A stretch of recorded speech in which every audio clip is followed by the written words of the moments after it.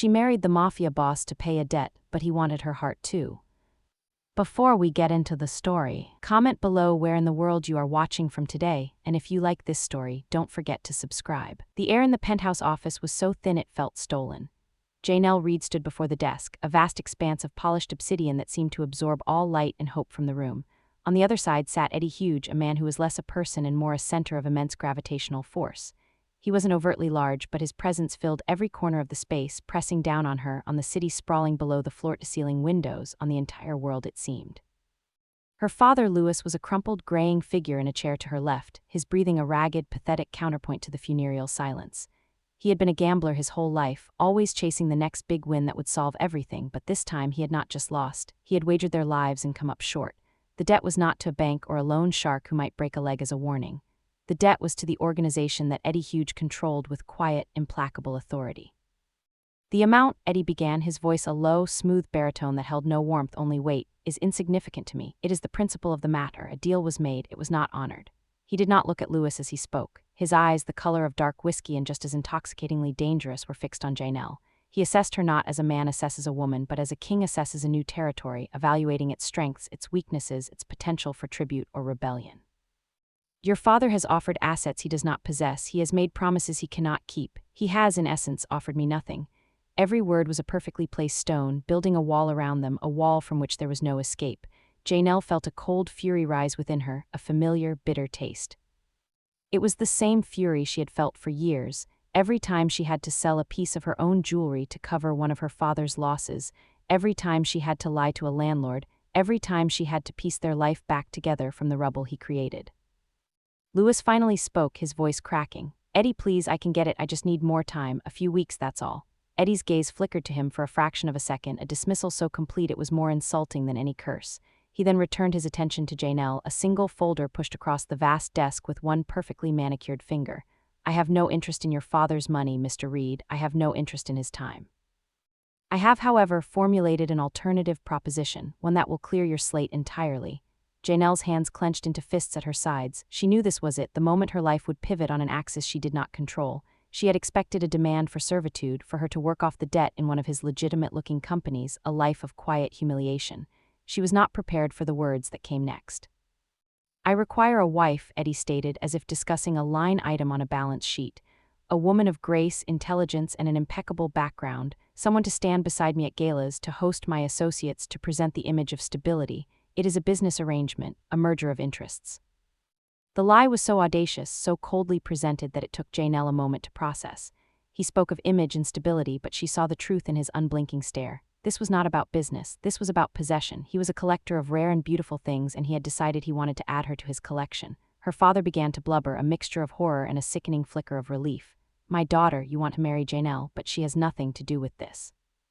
She has everything to do with this now, Eddie countered smoothly. She is your only remaining asset of any value.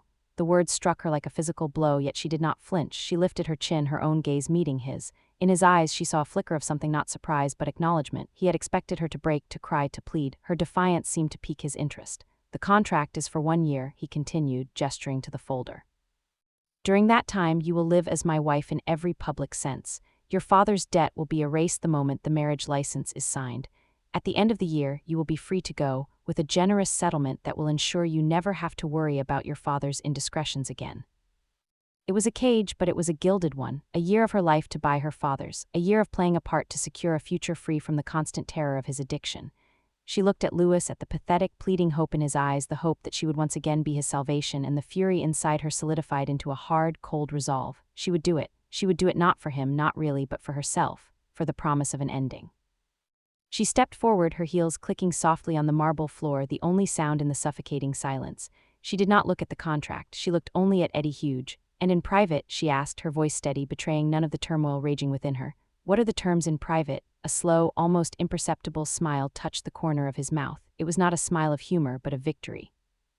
In private, Mrs. Huge, he said, the name already a brand on her skin, you will find that I am a man who honors the terms of his agreements. You will be my wife in every sense of the word. The implication was clear, a threat and a promise all in one. Janelle took a deep breath, the sterile, air-conditioned atmosphere filling her lungs. This was not a choice, it was the absence of one. I accept your terms, she said, sealing her fate. The lie had been told, the contract offered. and she had just signed her life away on a dotted line of desperation. The transition from her modest, book-filled apartment to Eddie Hughes' penthouse was less a move and more an abduction to a different planet. The space was an architectural marvel of glass, steel, and shadow, offering a panoramic view of the city that made it feel like a miniature, inconsequential map. It was beautiful in the way a sterile art gallery was beautiful, curated, impersonal, and cold to the touch. This was her new home, her gilded cage, and Eddie was its ever-present warden. In their first week, he laid out the terms of their private existence with the same dispassionate precision he had used to outline the marriage proposal. Their bedrooms were separate but adjoining. A team of staff, silent and efficient, attended to her every need, from selecting her wardrobe to preparing her meals. She was given an unlimited line of credit, a personal driver, and access to a world of luxury she had only ever read about. In return, she was expected to be available, to be compliant, and to never, ever question his business or his movements. Her independence, the one thing she had cherished and fought for her entire life, was now a quaint memory. Janelle's initial response was a quiet, simmering rebellion. When he instructed her on what to wear to their first public event, a charity gala for the city's elite, she chose a different gown, one that was elegant but understated, a subtle defiance of the more ostentatious dress his stylist had selected. Eddie noticed, of course. He said nothing, but the way his hand rested on the small of her back that evening was a firm, possessive claim, a silent reminder of who was in control.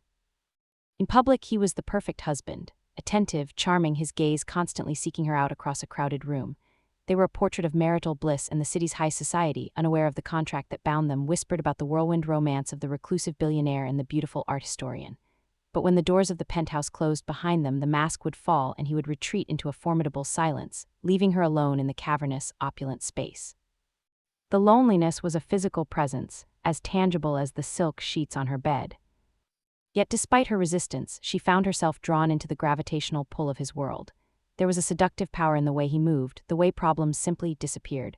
A gossip columnist who wrote a snide piece about their hasty marriage found her publication embroiled in a sudden, inexplicable tax audit the next day.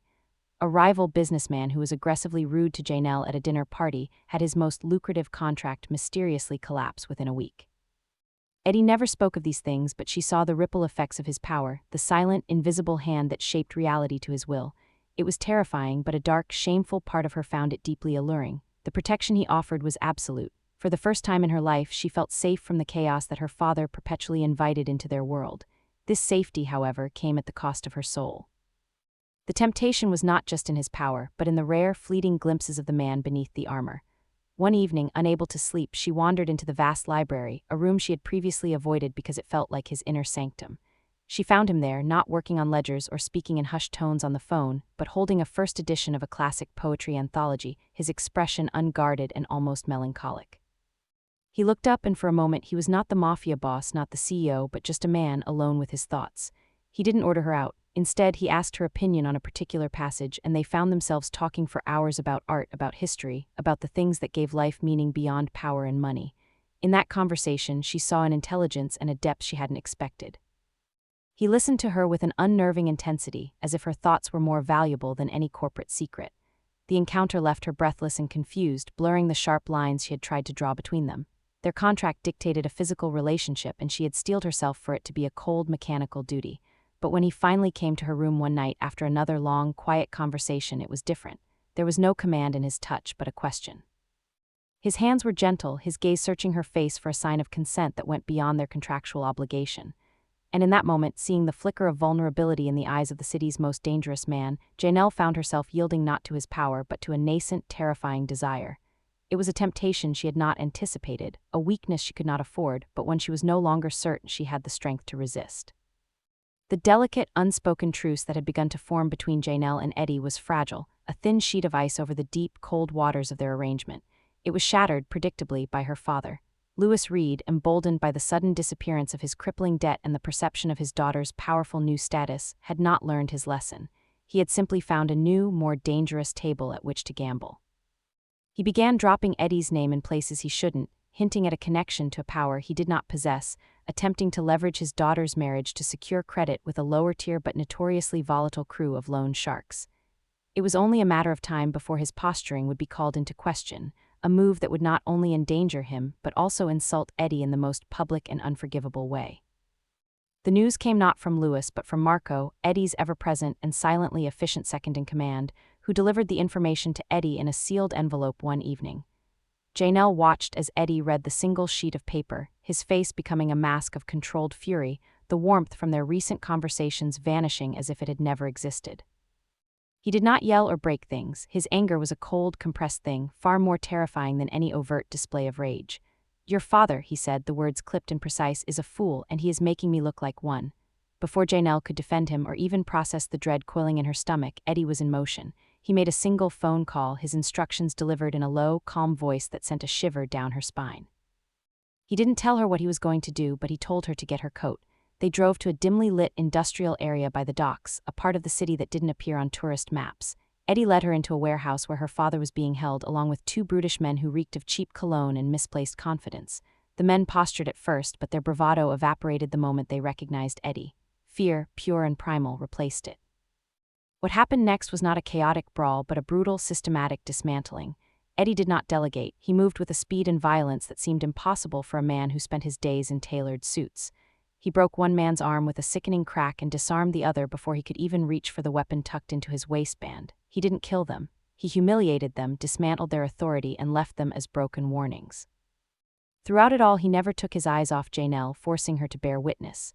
He wanted her to see this side of him, the monstrous foundation upon which their gilded life was built. When it was over, he turned to her trembling father. He didn't touch him. He simply said, "You will leave the city tonight. I have arranged a place for you. You will not gamble again. You will not contact Janelle. If you ever cause a problem for my wife again, I will not be this merciful." He then walked out, leaving Janelle to look at the wreckage of her old life. She was terrified, disgusted, and yet a shameful, secret part of her felt a profound sense of relief. The problem of her father, the endless, cyclical chaos, was finally over. He had solved it. Later that night, back in the sterile silence of the penthouse, the air between them was thick with unspoken words. Janelle found him staring out at the city lights, a glass of whiskey in his hand. "You wanted me to see that," she said, her voice barely a whisper. He turned, his face etched with something she couldn't name. It wasn't pride or regret, it was something older, deeper. "I did," he admitted. "You need to understand. You need to know what it takes to hold all of this together." And then, for the first time, he spoke of his past, not as a historical fact, but as a living wound. He told her about his own father, a man who had built the original empire on trust and handshakes, a man who had treated his second-in-command like a brother. That brother had betrayed him, sold him out to their rivals for a bigger piece of the pie. Eddie, then just a young man, had watched his father's world crumble, had seen him murdered in their own home.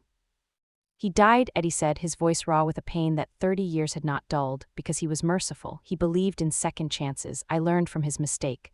Loyalty is the only thing that matters, and any threat to my family, any weakness in the wall must be removed, not managed, removed." In that moment, Janelle understood.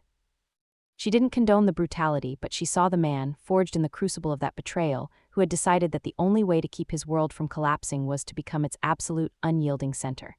She crossed the room and, for the first time, reached for him not out of contractual duty or burgeoning desire, but out of a shared understanding of pain. She took his hand, her touch a silent acknowledgement that she had seen the monster, and she was not running away. The night of Eddie's confession became a turning point, a dark and complex foundation upon which something real and unexpected began to grow. The walls between them, both literal and emotional, started to dissolve. Janelle found herself seeking out his company, and he, in turn, began to share the quieter parts of his life with her. Their conversations stretched late into the night, moving from art and literature to the intricate politics of his corporate empire, a subject he had once deemed off-limits.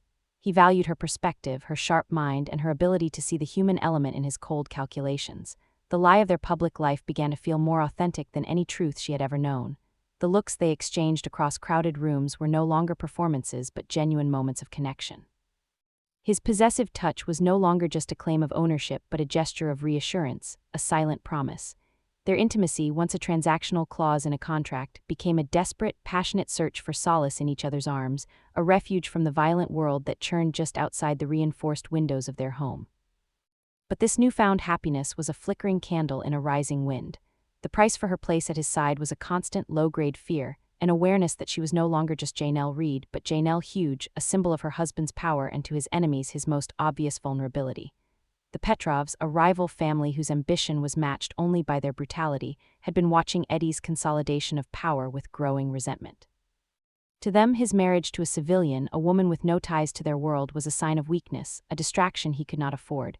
They began to test the perimeter of Eddie's fortress. It started subtly, a car that seemed to be on her tail whenever she visited a gallery, a bouquet of black roses delivered to the penthouse with no card, a whispered comment from a stranger at a charity event that was just a little too personal. Each incident was a message, a cold finger tracing the line of her throat, meant for Eddie as much as for her. Janelle tried to hide her growing anxiety, not wanting to seem weak or to regret the choice she had made, but Eddie saw everything. He noticed the new tension in her shoulders, the way she would startle at unexpected noises. One evening, after she found a photograph of her childhood home slid under their apartment door, she finally broke.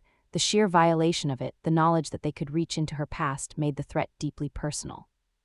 She confronted him, her voice trembling with a mixture of fear and fury. "This is the price, isn't it, for this life, to never feel safe again?" He didn't offer empty platitudes or dismiss her fears. He pulled her into his arms, holding her tightly as the tremors racked her body. His embrace was the only solid thing in a world that had begun to feel like quicksand.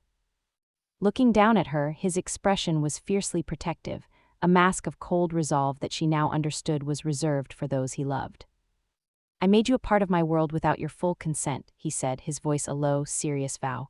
"I will not let that world harm you. They think you're my weakness, Janelle. I will prove to them that you are my strength. You are the reason I will burn them to the ground if I have to." It was more than just a promise of protection. It was a fundamental shift in his priorities. He was offering her not just his name or his wealth, but his entire focus. "I will build a future for us," he continued, his hands framing her face, his gaze locking with hers. "Not just a life of watching over our shoulders. I will end this. I will create a space for us where you will never have to be afraid again." It was the most romantic and the most terrifying promise she had ever heard. He was offering her forever, but that forever was on the other side of a war. His enemies were closing in, drawn by the scent of what they perceived as his vulnerability, never realizing that in loving Janelle, Eddie Huge had found something that made him more dangerous and more ruthless than he had ever been before. The price of their love was a coming reckoning, and he was fully prepared to pay it in blood. The final confrontation came with the cold, sudden brutality of a winter storm. The Petrov brothers, too arrogant to recognize the depth of Eddie's resolve, orchestrated what they believed was a masterstroke. They arranged for a tip to be leaked about a compromised shipment at a remote port facility, a problem significant enough to demand Eddie's personal attention. It was a classic trap, designed to draw him away from the city and his central bastion of power. Simultaneously, they planned to seize Janelle from the penthouse, believing his security would be focused on the port crisis. They saw her as the ultimate leverage, the key to forcing Eddie to his knees and compelling him to cede his territory without a protracted war. It was a sound plan, but it was based on a fatal miscalculation. They still thought Eddie's marriage was a business arrangement, and they had no idea that Janelle was no longer just a protected asset but a willing partner in his life. Eddie knew it was a trap from the moment the information crossed his desk. He saw the clumsy fingerprints of the Petrovs all over it. He also saw it as the opportunity he had been waiting for, the chance to fulfill his promise to Janelle. He didn't hide the threat from her. He laid out the entire situation, his voice calm and strategic. "They want to divide us," he explained, his hand resting on hers, a small anchor in the storm. "They think I will run to the port while they come for you here." They are wrong. He was not going to the port. He was sending Marco and a heavily armed team to spring the trap on the ambushers while he remained in the city, a spider waiting at the center of his web. His true focus was on the team he knew the Petrovs would send for Janelle. As he spoke, Janelle felt not fear but a cold, clarifying anger. They were trying to use her to destroy the man she loved, to tear apart the life they were painstakingly building. "What do you need me to do?" she asked, her voice steady. The surprise and pride in his eyes were all the answer she needed. The attack on the penthouse came just after midnight. The Petrovs' men, expecting a skeleton security detail, were met with a prepared and fortified defense. The quiet halls of the luxury building erupted into a scene of controlled chaos, but the main assault was a feint. The younger Petrov brother, Dmitri, used the distraction to breach the penthouse through a private service elevator, his goal to personally capture Janelle. He found her not cowering in a bedroom but standing in the center of the vast living room, bathed in the pale light of the cityscape. She was alone, a portrait of defiant calm. "You're making a mistake," she told him, her voice even. Dmitri laughed, a sound full of arrogant confidence. "Your husband made the mistake when he thought a pretty thing like you was worth more than his empire." As he stepped forward, the shadows in the room moved. Eddie emerged from the darkness of the library, not with a gun in his hand, but with a cold, predatory smile on his face. He had been there the whole time, a silent guardian. The fight was short and decisive. Eddie moved with the lethal grace she had witnessed in the warehouse, but this time it was different. It wasn't about sending a message, it was about extermination. He disarmed and incapacitated Dmitri, not with a show of force, but with a precise, strategic takedown that left the younger Petrov brother helpless and humiliated on his own marble floor. At the same time, news filtered in through Eddie's earpiece. The ambush at the port had failed spectacularly, and the elder Petrov brother had been captured. The Petrov organization, decapitated and in disarray, had crumbled in a single night. Eddie had not just met their violence, he had outthought them, dismantled their entire operation with surgical precision, proving that his greatest weapon was not his capacity for brutality, but his mind, now sharpened by a purpose beyond mere power, the protection of his future. In the aftermath, as the authorities cleaned up the mess under the convenient explanation of a rival corporate espionage attempt gone wrong, the penthouse was finally still. The threat was gone, neutralized completely. Eddie came to Janelle, his suit immaculate but his eyes showing the strain of the night. He had a small cut on his cheek, the only evidence of the battle. She reached up and gently touched it, her fingers tracing the line of his jaw. He had kept his promise. He had built a fortress around them, not of steel and concrete, but of unwavering certainty. "It's over," he said, his voice low and full of a profound weariness and relief. "They won't be a problem again." Janelle looked at the man before her, the ruthless CEO, the feared Mafia boss, the husband who had just gone to war for her. The fear and uncertainty that had clouded their beginning had been burned away, leaving only a hard, brilliant clarity. Their marriage was not a contract. It was a covenant forged in danger and sealed in loyalty. "I know," she whispered, pulling him closer. Their future was no longer an unknown territory to be dreaded, but a shared horizon. The debt had been paid, but what they had found was something far more valuable, a love that was not just powerful but invincible.